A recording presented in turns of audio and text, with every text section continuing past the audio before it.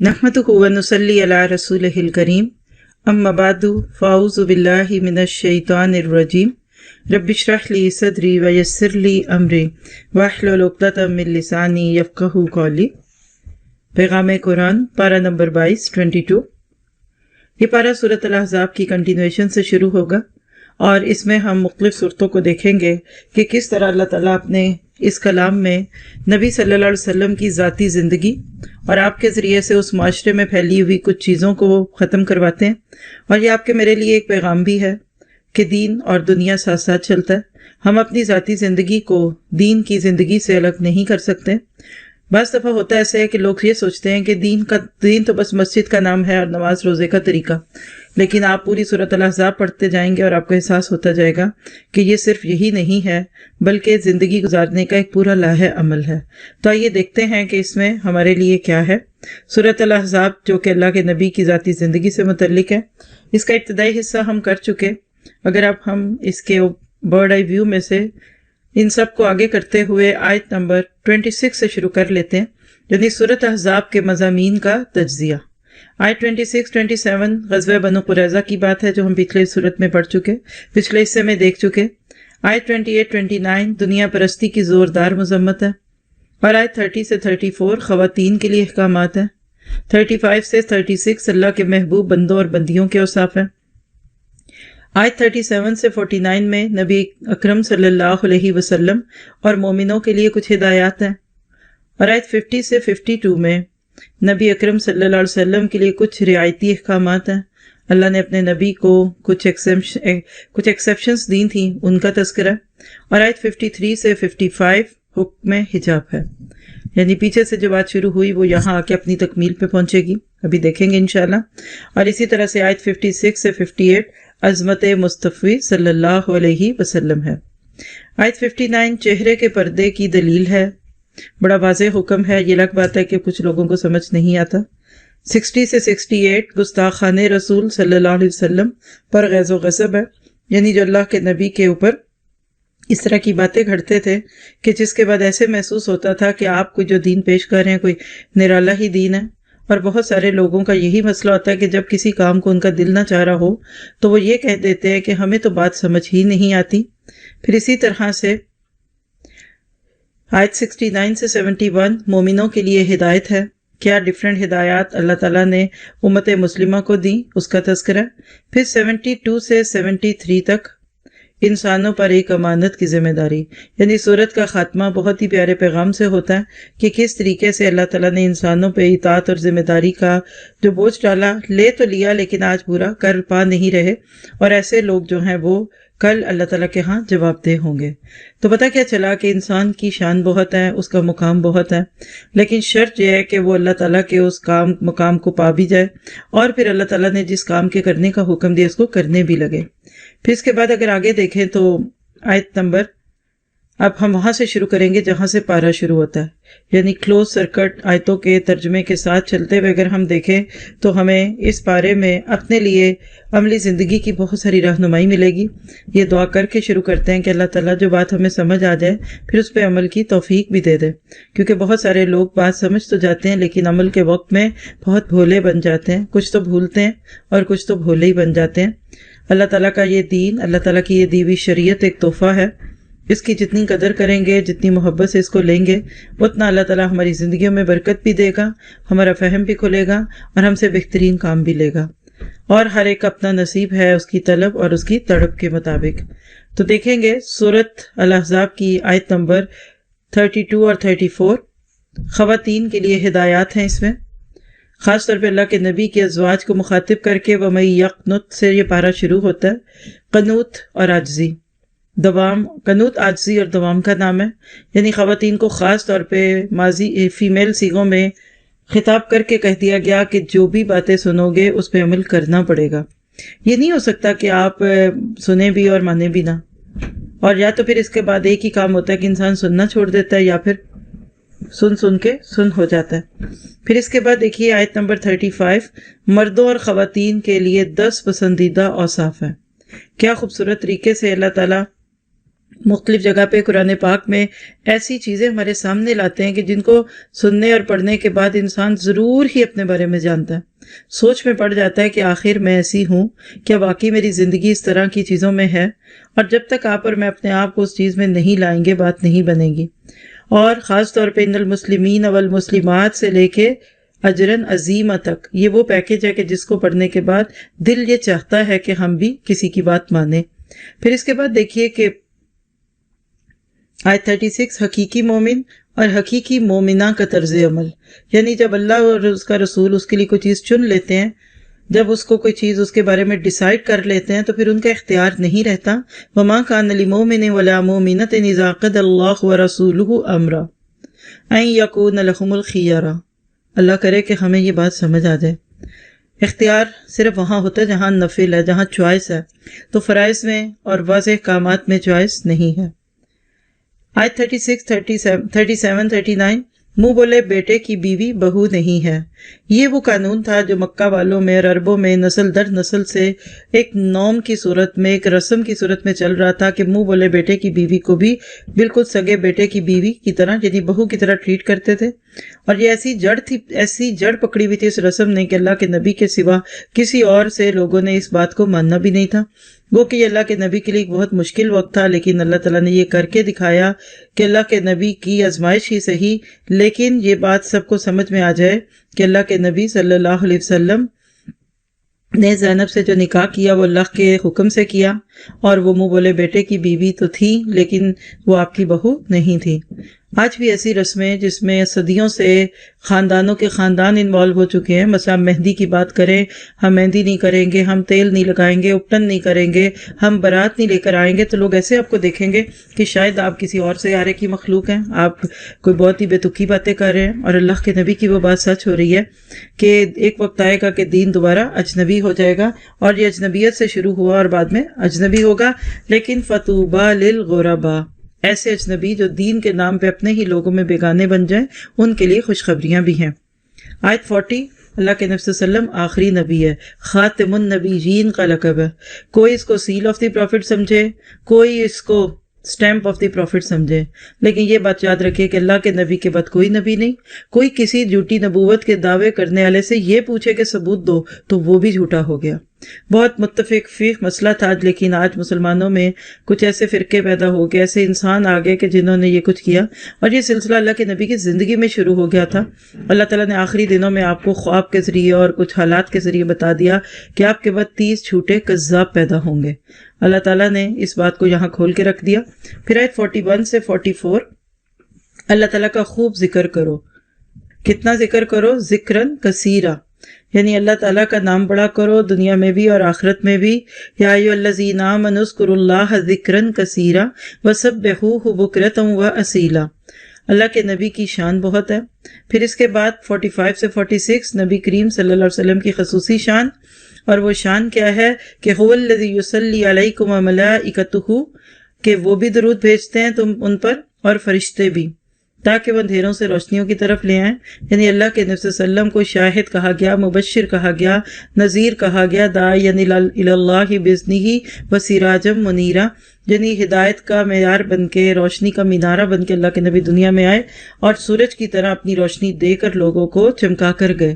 آیت 47 سے 48 نبی صلی اللہ علیہ وسلم کا معاملہ بندوں کے ساتھ، نذیر اور بشیر تھے، خوشخبریاں بھی دیتے تھے، وارن بھی کرتے تھے، اور ان کو یقین دلاتے تھے کہ تم اللہ کے حکموں کے ساتھ چلنے کے مکلف ہو۔ پھر اسی طرح دیکھیے کہ 49 آیت جو ہے رخصتی سے پہلے طلاق کے بارے میں حکم ہے، یعنی اگر کہیں نکاح ہوا لیکن رخصتی کی نوبت نہیں آئی اور کوئی ایسی چیز سامنے آ گئی کہ جس سے لگا کہ یہ گھر نہیں چلے گا تو طلاق دی جا سکتی ہے، اور ایسی طلاق میں پھر کوئی عدت نہیں ہوتی۔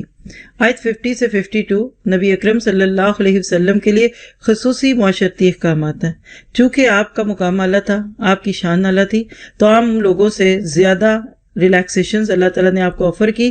یہ الگ بات ہے کہ آپ نے بہت ساری چیزیں اپنے لیے پسند نہیں کی اور اسی پہ رہے۔ مثلا آپ دیکھیے کہ عام مردوں کو 4 شادیوں سے زیادہ کا حق نہیں ہے ایک وقت میں، لیکن آپ کی بیویاں ایک وقت میں 4 سے زائد رہیں۔ تو ہر شادی کے پیچھے ایک حکمت تھی، ہر چیز کے پیچھے ایک اللہ تعالیٰ کی طرف سے کوئی یا تو رسم توڑی گئی تھی یا کسی چیز کو پیش کیا گیا تھا تو یہ سارا کچھ آپ کے لیے ایک قسم کی ایسی چیز بنا کر پیش کیا گیا کہ آپ کے ذریعے ایز اے رول ماڈل اللہ تعالیٰ نے بہت ساری چیزوں کو معاشرے میں جو پھیل رہی تھی ان کو دوسری طرف کیا۔ پھر آیت 53 سے 54 پردے کا حکم ہے۔ قطعی طور پہ حتمی شکل میں پردے کی کیا کیفیت ہے وہ ادھر پیش ہو رہی ہے۔ پھر نہ مانیں، پھر نہ سمجھیں، پھر اپنے آپ کو بڑا سمجھیں، اور خاص طور پہ آپ دیکھیے کہ دین کے نام پہ ہم دین کو پیش کرنے والے اگر ہمارے اپنے ہی حال حلیے سے لوگوں کو ریلیکسیشن دکھے، ڈھیلا پن دکھے، تو پھر باقیوں کو ہم کس اسلام کی دعوت دیں گے؟ یہ آیتیں ہم کیسے پڑھائیں گے؟ کس کو سمجھ آئیں گی ہماری یہ باتیں؟ پھر اسی طرح سے آپ دیکھیے کہ آیت 55 محرم مردوں سے پردہ نہیں ہے، پوری لسٹ گنا دی گئی۔ کیا کیا لسٹ ہے آپ نے دیکھی؟ سورۃ نساء میں ایک لسٹ آئی، حرمت علیکم امہاتکم و بناتکم سے آگے۔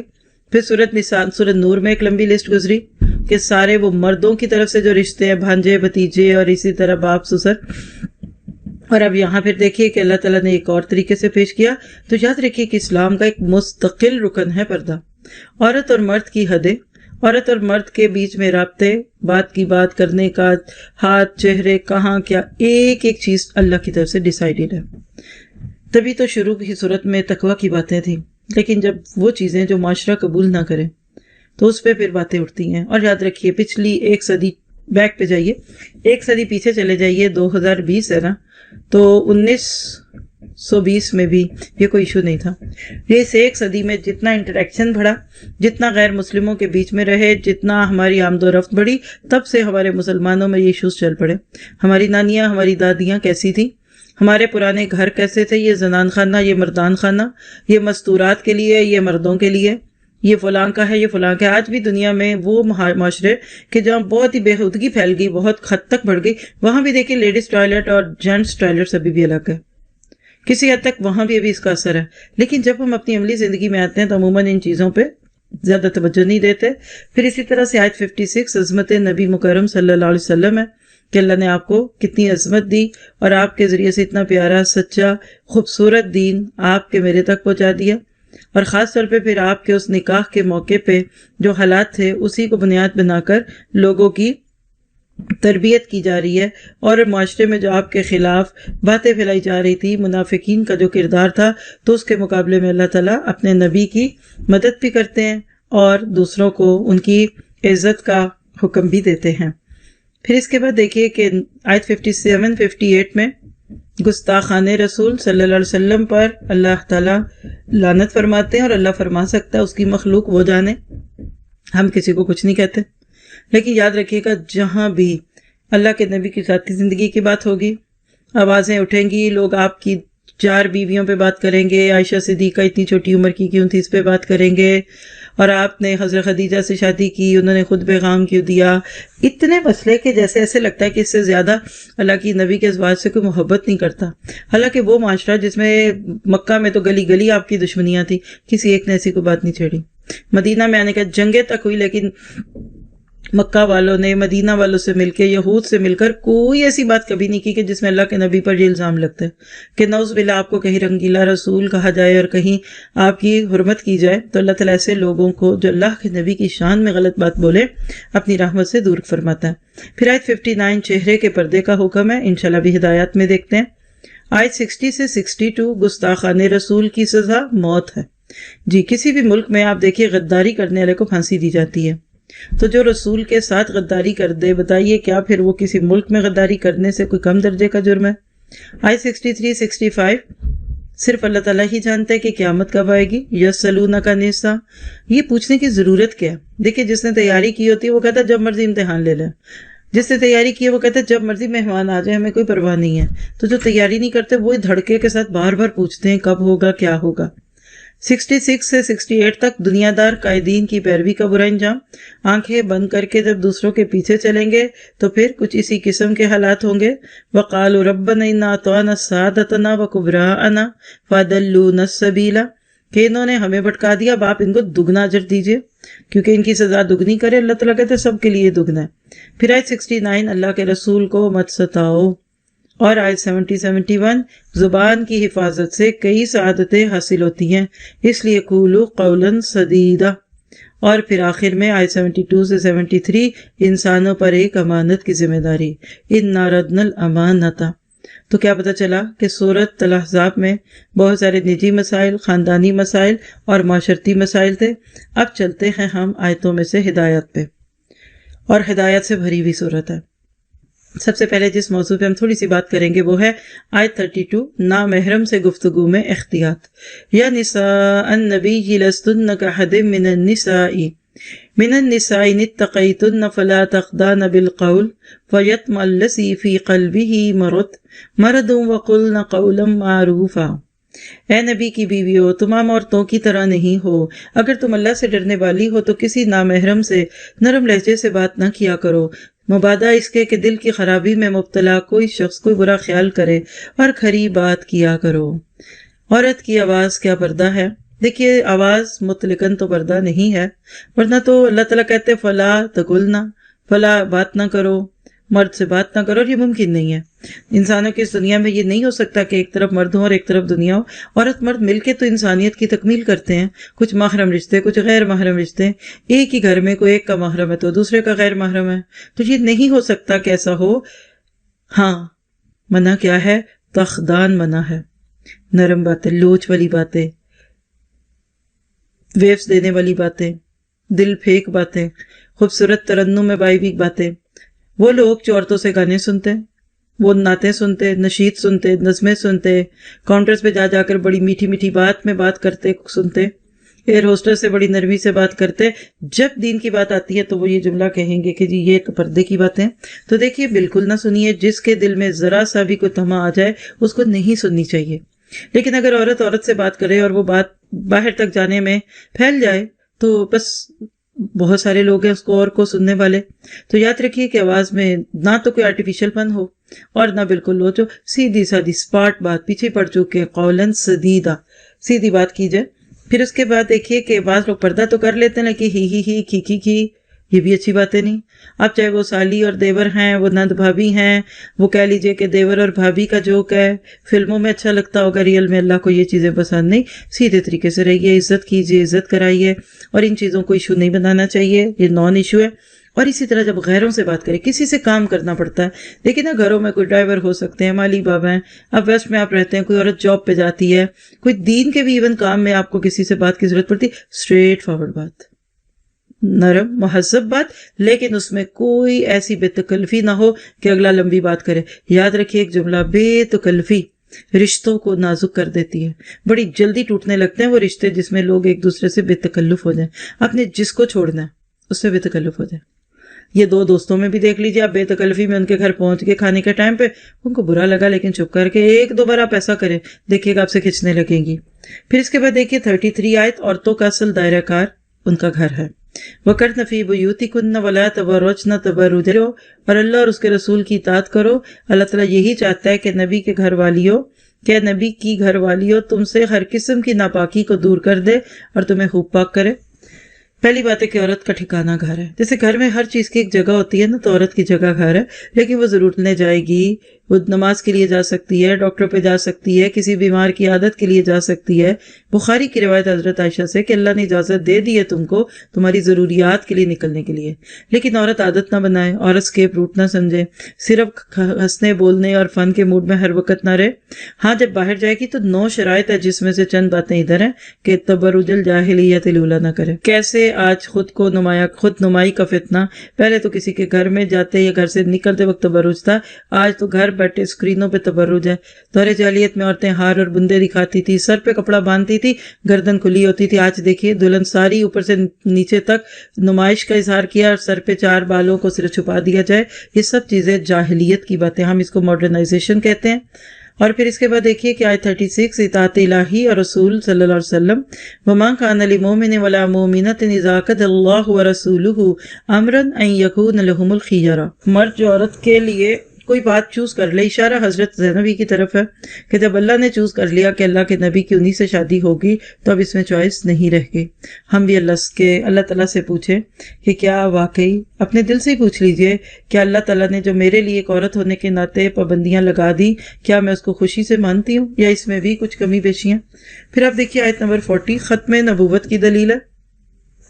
ما کان محمد ابا احد من رجالکم ولکن رسول اللہ وخاتم النبیین وکان اللہ بکل شیء علیما۔ محمد صلی اللہ علیہ وسلم تمہارے مردوں میں سے کسی کے والد نہیں ہیں بلکہ اللہ کے رسول اور نبیوں کی نبوت کی مہر، یعنی مراد ہے کہ اس کو ختم کرنے والے سیل آف دی پروفٹ ہیں، اور اللہ تعالیٰ ہر چیز کا بخوبی جاننے والا ہے۔ آج یہ فتنہ گھر گھر میں ہے، سیدھی سی بات ہے، اشہد ان لا الہ الا اللہ واشہد ان محمد رسول اللہ۔ جس زبان سے یہ کلمہ نکل گیا اس نے لا کی تلوار سے سارے طاغوتوں کو کل کیا تاکہ اللہ کے مقابلے پہ کون آئے، اور اشہد محمدن سے پہلے لا کو اگر لگا لیجئے تو کیا پتہ چلا کہ اللہ کے نبی کے بعد کسی اور کی نبوت کو نہیں ماننا، نہ ظاہری ماننا ہے، نہ باطنی ماننا ہے، نہ ہیر نہ پھیر۔ سیدھی سی بات ہے، جو اس سے ہٹا تو وہ اپنے آپ کو اسلام کی دیوار سے باہر نکلتا محسوس کرے گا۔ پھر آیت 45 سے 46 نبی اکرم صلی اللہ علیہ وسلم کی 5 شانیں اور ان کے فرائض۔ پہلی شان کیا ہے؟ یا ایھا النبی انا ارسلناک شاہدا، شاہد تھے، گواہی دے رہے تھے، آپ نے شہادت حق کی گواہیاں دیں، مبشرن، مبشر تھے، خوشخبریاں دینے والے، نذیرن، خبردار کرنے والے، داعیاً الی اللہ، اللہ کی طرف دعوت دینے والے، بسنہ وسراجا منیرا۔ آپ اور میں ان میں سے اپنے لیے جو عمل کی باتیں لے سکتے ہیں، آپ بھی مبشر اور نذیر بنیے، داعی اللہ بنیے، اور ہدایت کا سورج بنیے، چراغ بنیے کہ آپ کے ذریعے معاشرے کے اندھیرے دور ہو جائیں۔ پھر آیت 53 حجاب کا حکم، اذا سألتموہن متاعا فاسألوہن من وراء حجاب، جب تم نبی کی بیویوں سے کوئی چیز طلب کرو تو پردے کے پیچھے سے طلب کرو، یہی تمہارے اور ان کے دلوں کے لیے سب سے زیادہ پاکیزگی کی بات ہے۔ یعنی آج دیکھیے کہ اس چیز کو تو تصور میں کوئی نہ لائے، یعنی ایون عورت حجاب نقاب کر کے بھی سامنے نہ آئے، اس کے اور مردوں کے بیچ میں ایک ویل ہو۔ ہمارے اسلاف کا یہی طریقہ کار تھا، خواتین مردوں سے، مرد خواتین سے فائدہ اٹھاتے تھے علم کے میدان میں، لیکن بیچ میں ایک آڑ ہوتی تھی۔ حضرت انس جو گھر میں رہنے والا بچہ تھا، لیکن جب یہ آیتیں اتری تو ان کو اللہ کے نبی کی بیویوں کے پاس اسی طرح سرعام آنے سے روک دیا گیا اور بیچ میں ایک پردہ ڈال دیا گیا۔ بعض لوگ اس کو گوشہ کہتے تھے۔ تو یاد رکھیے، جتنا دل پاک ہوگا، جتنا دل میں تقویٰ ہوگا، عورت اتنا ہی خود کو چھپائے گی، کیونکہ عورت ہے ہی چھپی ہوئی چیز۔ یہ الگ بات ہے کہ شیطان اس کو دوسروں کی نظروں میں لائے۔ تو اس میں میرا تو خیال ہے کہ فتوے سے زیادہ تقوی کی ضرورت ہے۔ جتنا تقوی بڑھتا جاتا ہے انسان اپنے معاملے میں سنجیدہ ہوتا جاتا ہے۔ پھر آیت 56 نبی کریم صلی اللہ علیہ وسلم پر درود و سلام کا حکم ہے۔ ان اللہ و ملائکتہ یصلون علی النبی یا ایھا الذین آمنوا صلوا علیہ وسلموا تسلیما، بے شک اللہ تعالیٰ اور اس کے فرشتے نبی صلی اللہ علیہ وسلم پر درود بھیجتے ہیں، اے ایمان والو تم بھی ان پر درود و سلام بھیجو۔ کون ہے جو اللہ کے نبی پر درود کا انکار کرتا ہے سوائے اس کے جو اللہ کے نبی سے محبت نہیں کرتا؟ تو یہ درود کون سا ہے؟ اللہ کے نبی سے پوچھا گیا، ابو بکر صدیق نے بھی پوچھا تو آپ نے نماز میں درود پڑھنے کا طریقہ بتایا، اور درود ابراہیمی ہے۔ کچھ اور بھی درود ہیں جو مسنون ہیں لیکن اس سے تھوڑے مختلف ہیں۔ اس کے برمقابل اگر آپ کوئی درود خود سے بنائیں، اچھے لفظ ہیں لیکن آپ محبت میں بولتے ہیں، تو یہ ایسے ہی جیسے آپ اردو میں کسی کی تعریف کرتے ہیں۔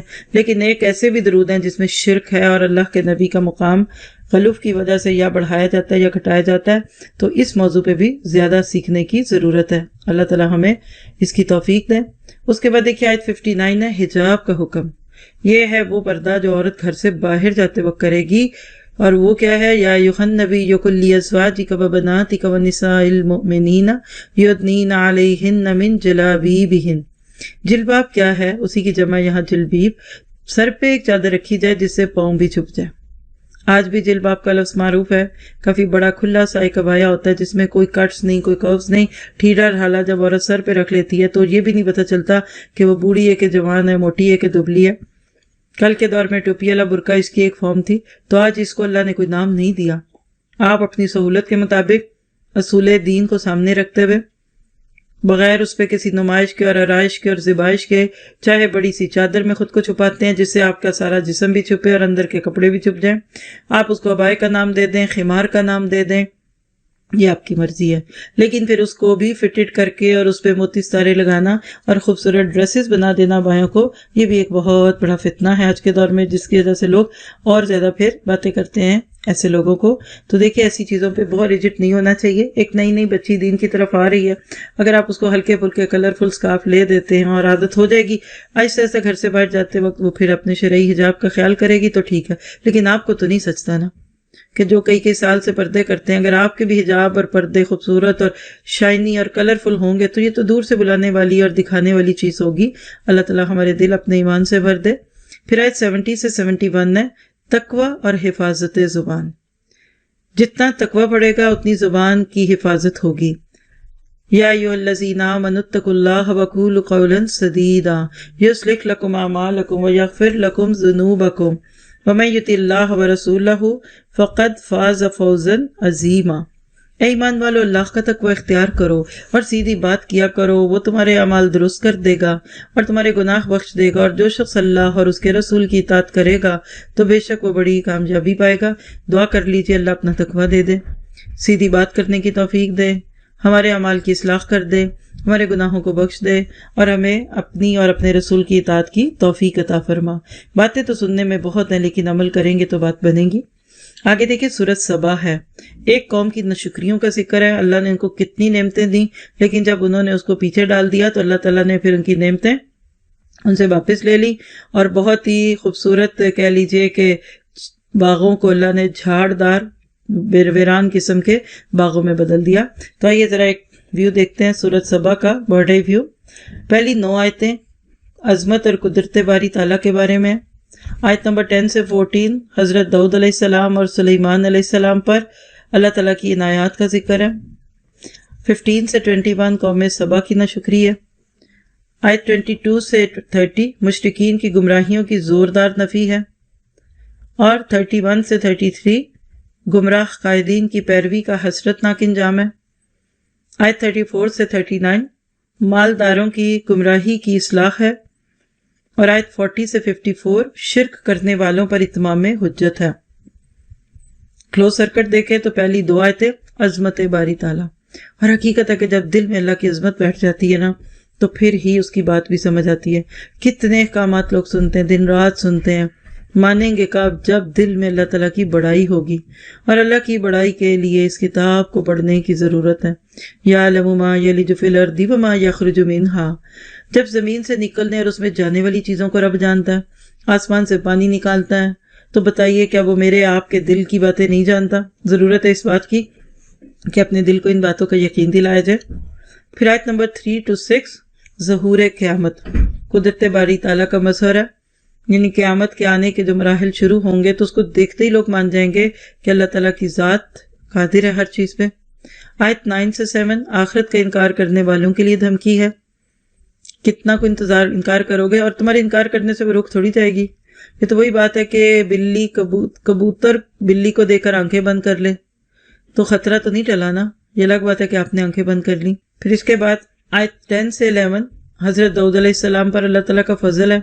کیسے اللہ نے ان کے ہاتھوں میں لوہے کو نرم کر دیا اور ان کو حکمت دی اور فہم دیا، کیسے مقدمات کے فیصلے کر لیتے تھے. پھر آیت 12 سے 13 حضرت سلیمان علیہ السلام پر اللہ کی عنایات ہیں. ہواؤں کو مسخر کیا، پرندوں کی بولیاں سن لیتے تھے، پرندے تک ان کی انڈر تھے، جنات ان کی بات مانتے تھے. پھر آیت 14 میں حضرت سلیمان کی وفات کا دلچسپ قصہ ہے. کیسے جنات کام پہ لگے ہی رہے، حالانکہ حضرت سلیمان کی روح نکل چکی تھی، لیکن عصا کے سہارے کھڑے رہے. اور سر پہ کھڑے ہوں تو کام اچھا ہوتا ہے، ولی کیفیت. لیکن جب اللہ نے چاہا تو اس لکڑی کو گھن لگا اور وہ گرے تو پھر جنات وہاں سے بھاگ گئے. آیت 15 سے 19 ناشکری کا انجام. قومیں جب اللہ کی نعمتوں کی ناقدری کرتی ہیں تو پھر ان کے ساتھ کیا ہوتا ہے؟ پھر اللہ تعالیٰ نے جو نعمتیں ان کو دی ہوتی ہیں وہ ایک ایک قرضے کر کے ان سے واپس لے لیتا ہے. یہی مثال قوم سبا کی قرآن میں اور عربوں میں ان کے قصے بڑے معروف تھے. لقد کان لسبأ فی مسکنہم آیہ. تو آج ہمارے پاس بھی کچھ چیزیں ہیں، موہنجو دڑو ہے، ہڑپا ہے، کچھ ایسی تہذیبیں ہیں. تو ایسی چیزوں کو دیکھ کر پھر ہمیں بھی اس چیز کا یقین آ جانا چاہیے کہ جن کو بھی اللہ نے ختم کیا اس کے پیچھے کوئی نہ کوئی ناشکری تھی. آیت 20 سے 21 ابلیس کی بات صحیح ثابت ہوئی، یعنی اس کی بات یہ سچ تھی کہ اکثر لوگ شکر گزار نہیں ہوں گے اور مخلصین پر میرا قابو نہیں ہوگا. آیت 22 سے 23 کیا فرشتے انسانوں کے کام آ سکتے ہیں؟ بالکل آ سکتے ہیں جب اللہ تعالیٰ ان کو حکم دے، یعنی اللہ کی مرضی کے بغیر فرشتے بھی انسانوں کا کوئی کام نہیں بنا سکتے، اتنی بڑی قدرت ہے اللہ تعالیٰ کی۔ تو پھر بتاؤ کہ تم اس کے ساتھ شرک کیوں کرتے ہو، کسی اور کو وہ مقام کیوں دیتے ہو جو اللہ تعالیٰ کا مقام ہے؟ اور بات یہ ہے کہ وَلَا تَنفَعُ الشَّفَاعَةُ عِندَهُ إِلَّا لِمَنْ أَذِنَ لَهُ حَتَّى إِذَا فُزِّعَ عَنْ قُلُوبِهِمْ قَالُوا مَاذَا قَالَ رَبُّكُمْ، یعنی فرشتے بھی اللہ تعالیٰ سے اتنا ڈرتے ہیں کہ اللہ کا حکم سن کر وہ بے ہوش ہو جاتے ہیں۔ آیت 24 سے 27، معبود ہے جو رزق دیتا ہے، یعنی اللہ تعالیٰ ہی چونکہ رازق ہے تو پھر عبادت بھی اسی کی کرو گے۔ آیت 28، نبی صلی اللہ علیہ وسلم تمام انسانوں کی طرف رسول ہیں۔ اور آیت 29 سے 30، عذاب کا وعدہ کب پورا ہوگا۔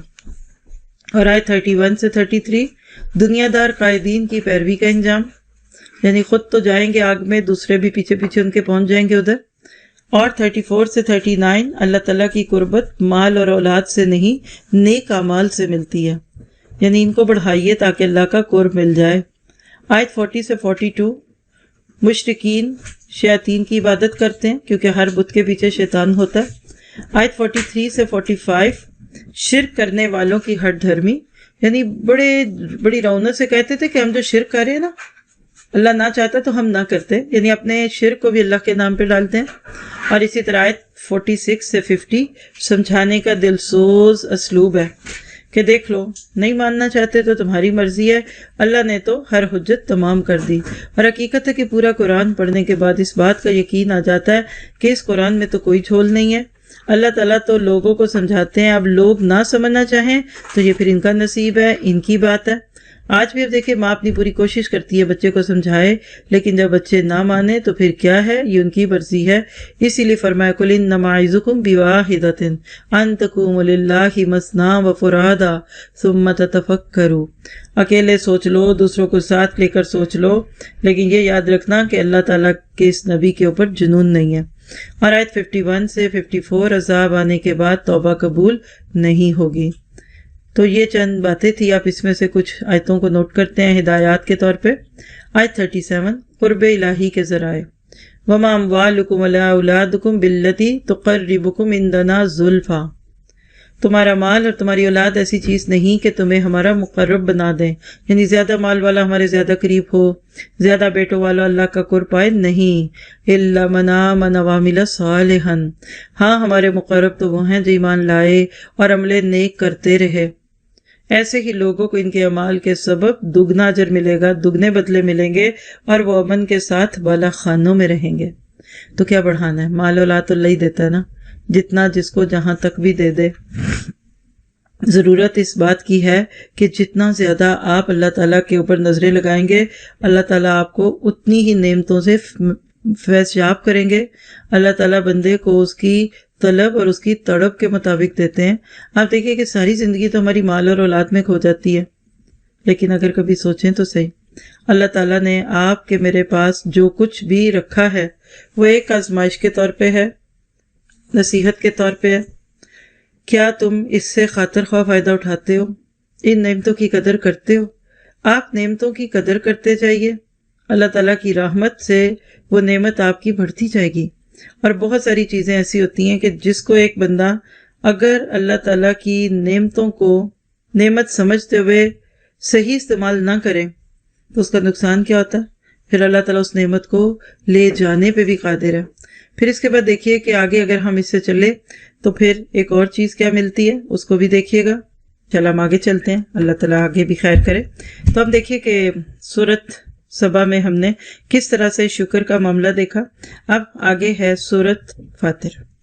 اللہ تعالیٰ کے ناموں میں سے ایک نام فاطر، قرآن پاک میں 2 صورتیں جیسے فاطر اور سورۃ الرحمن اللہ تعالیٰ کے ناموں سے ہیں۔ اس میں اللہ تعالیٰ کی بہت ہی خوبصورت صفات اور خاص طور پہ جوڑوں کی بات ہے کمپیریزن کے ساتھ۔ اگر ایک برڈ آئی ویو سے دیکھیں تو سورۃ فاطر کی پہلی 17 آیات عظمت اور قدرت باری تعالیٰ کا مجموعہ ہے، یعنی اللہ تعالیٰ کی شان بیان کی گئی ہے اس میں۔ آیت 18 سے 26 میں نبی اکرم صلی اللہ علیہ وسلم کی دل جوئی ہے، اور آیت 27 سے 31 اللہ کے مادی اور روحانی احسانات ہیں۔ آیت 32 سے 37 شکر گزاری اور ناشکری کا انجام ہے۔ آیت 38 سے 45 عظمت و قدرت باری تعالیٰ ہے۔ آئیے دیکھتے ہیں شروع سے اس میں آیات کے ساتھ کیا نوٹ کیجیے گا آیتوں کے ٹاپکس۔ پہلی 4 آیتیں اللہ تعالیٰ کی قدرت کے مظاہر ہیں، پھر آیت نمبر 5 سے 7 میں دنیا اور شیطان کے فریب سے بچنے کی دعوت ہے۔ آیت نمبر 8 بد نصیبی کی انتہا، یعنی برائی پہ فخر کرنا۔ اس سے زیادہ بڑی بدبختی کسی کی کیا ہو سکتی ہے کہ وہ برے کاموں پہ ہی فخر کرنے لگ جائے۔ اور آج دیکھیے کہ وہ دور آ گیا کہ لوگ نیکیاں کر کے تو چھوڑیے، گناہ کر کے خوشیاں منانے والے لوگ ہیں۔ ایسے لوگوں کا یہاں تذکرہ ہے۔ پھر اس کے بعد آیت نمبر 9 زمین کو زندہ کرنے والا تمہیں بھی زندہ کرے گا، ہے ہی وہ فاتر الفاتر۔ پھر آیت نمبر 10 عزت قرآن کے ذریعے سے ملے گی، لوگ قرآن کو چھوڑنے میں آج عزت سمجھتے ہیں۔ آیت نمبر 11 یعنی 11 ہر انسان سراپا اللہ تعالیٰ کے اختیار میں، یعنی سر سے پاؤں تک ہم اللہ تعالیٰ کے اختیار میں ہیں، کہاں گنجائش ہے کہیں نکلنے کی۔ یا ایھا الناس انتم الفقراء کی بات آ رہی ہے۔ پھر آیت 12 دریاؤ سمندر اللہ کی نعمت و قدرت کے شاہکار ہیں، یعنی دریاؤں میں سے جو موتی گونگے نکلتے ہیں، سی فوڈ لیتے ہو تو یہ اللہ تعالیٰ کی قدرتیں ہیں۔ پھر آیت 13 سے 14 خود ساختہ معبودوں کی بے بسی، خود اپنے ہاتھوں سے بنائے ہووں کے آگے ماتھا ٹیکو گے تو تم بھی بے بس ہو جاؤ گے۔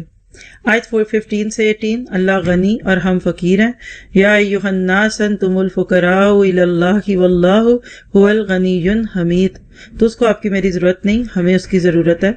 آیت 19 سے 26 بے ضمیر انسان در حقیقت اندھا اور بہرا ہے، یعنی جب ضمیر ختم ہو جاتا ہے نا تو انسان اندھے بہروں جیسی زندگی بسر کرنے لگتا ہے۔ اور آیت نمبر 27 سے 28 اللہ تعالیٰ کی قدرت کا حسین کرشمہ، کائنات کی رنگا رنگی، بڑے بڑے رنگدار پہاڑ ہیں، خوبصورت راستے بنے ہوئے ہیں۔ کائنات اگر بلیک اینڈ وائٹ ہوتی تو کیسی لگتی، سوچئے گا۔ پھر آیت 29 سے 30 ایسی تجارت جس میں نقصان ہی نہیں، هل ادلکم علی تجارت اور تجارت لن تبور، جگہ جگہ قرآن پاک میں دنیا اور آخرت کے تقابل کو ایک تجارت سے تشبیہ دی جاتی ہے۔ اللہ ہماری آنکھیں کھول دے، ہم اپنا ہی فائدہ کرنے والے بن جائیں۔ آیت 31 سے 32 قرآن حکیم کے حوالے سے 3 مختلف کردار ہیں۔ اللہ کے نبی کی امتوں میں سے ثم اورثنا الذین اصطفینا منہم، ابھی ہدایات میں اس کو دیکھتے ہیں انشاءاللہ۔